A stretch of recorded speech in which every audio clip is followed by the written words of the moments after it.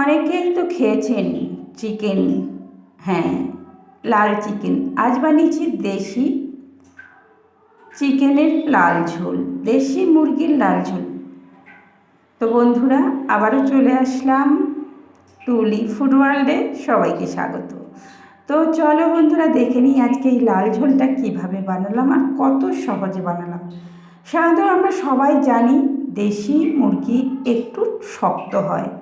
আর দেখো কতখানি ডিম পেটের ভেতরে ছিল, একদম নরম। আর আমি দেশি মুরগিটা কিভাবে রান্না করলাম সেটাই তোমাদের দেখিয়ে দিচ্ছি। দেখো মুরগিটা কত সুন্দর সেদ্ধ হয়ে গেছে। বন্ধুরা, এটা কিন্তু আমি সেদ্ধ করে দিয়েছি, নুন হলুদ দিয়ে কড়াইতে সেদ্ধ করেছি, কুকারে দিই নাই।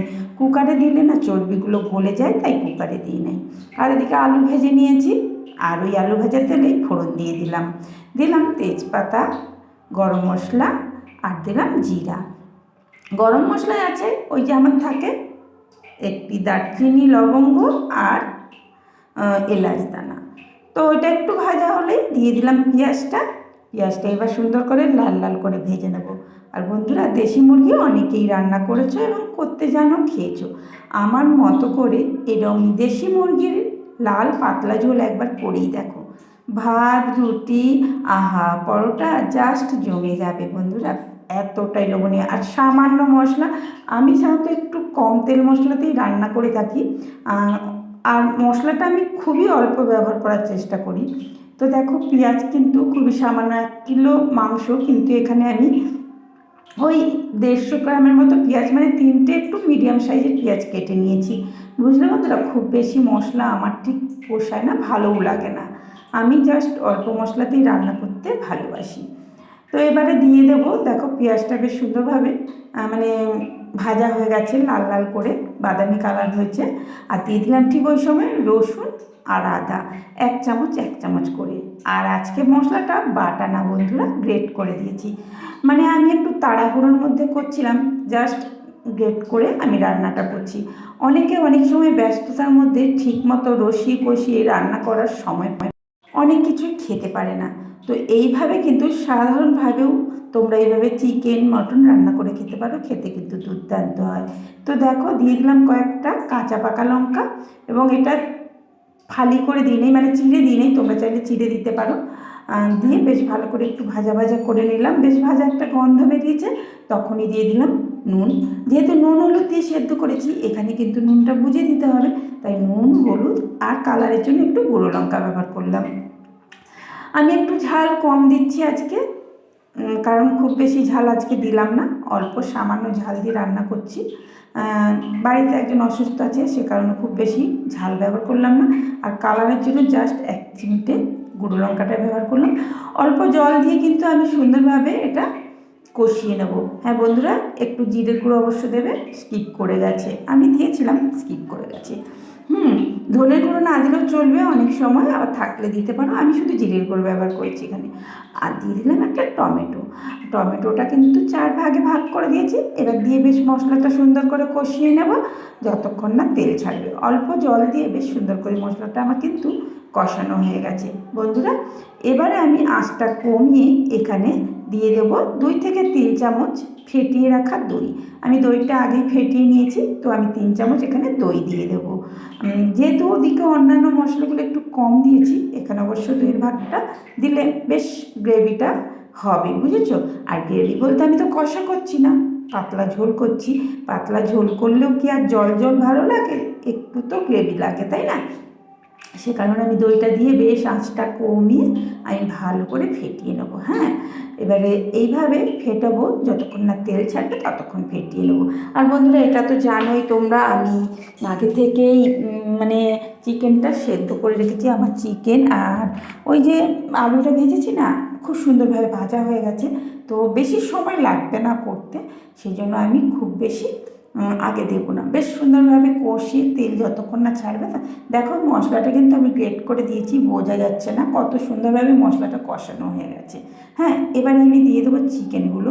চিকেনের যে ঝোলটা সেদ্ধ করে যে জলটা আছে ওটা দেবো না, শুধু চিকেনগুলো তুলে দেবো। দিয়ে খুব সুন্দর করে কষিয়ে নেবো। আর বন্ধুরা চিকেনের মধ্যে দেখো কত বড় একটা ডিম ছিল, জানো তো?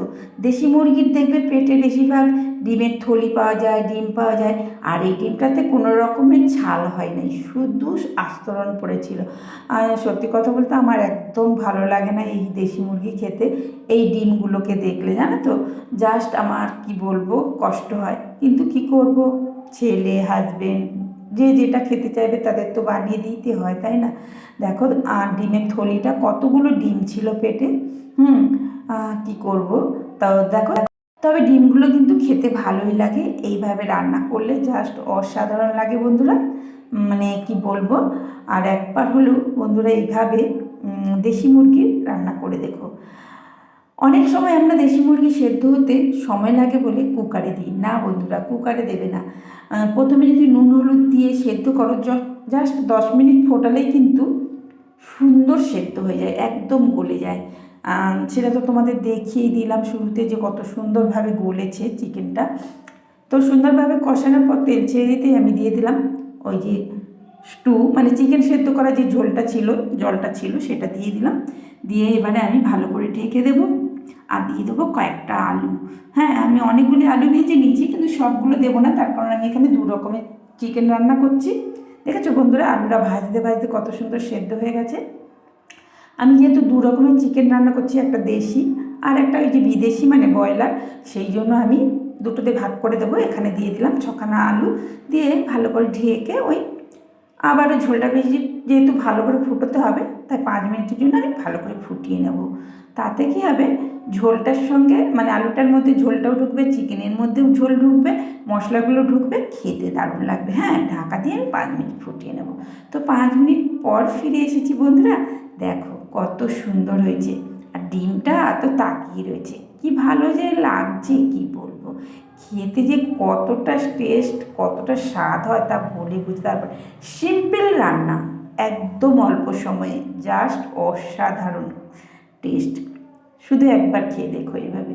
তো আমি গ্যাসটা মানে গরম মশলা দিয়ে গ্যাসটা নিভিয়ে রেস্টে রেখে দেবো। আমি গরম মশলা দিলাম, এবারে গ্যাসটা নিভিয়ে আমি এটাকে কিছুক্ষণ রেস্টে রেখে তোমাদের দেখাচ্ছি কালারটা কি হয়েছে। উফ, দেখেই কিন্তু জিভে জল আসবে বন্ধুরা, যাই বলো না তাই বলো।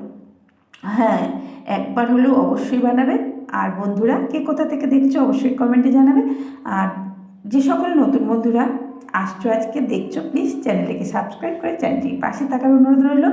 নতুন ও পুরনো সকলকেই জানাই অসংখ্য ধন্যবাদ আমার পাশে থাকার জন্য। পাশে থেকো, সাথে থেকো, একসাথে পথ চলো। তো দেখো কত সুন্দর দেখাচ্ছে, কালারটা দেখেই জিভে জল এসে যাবে। তো কেমন হয়েছে কমেন্টে জানাতে কেউ ভুলে যেও না, কেমন? বাই।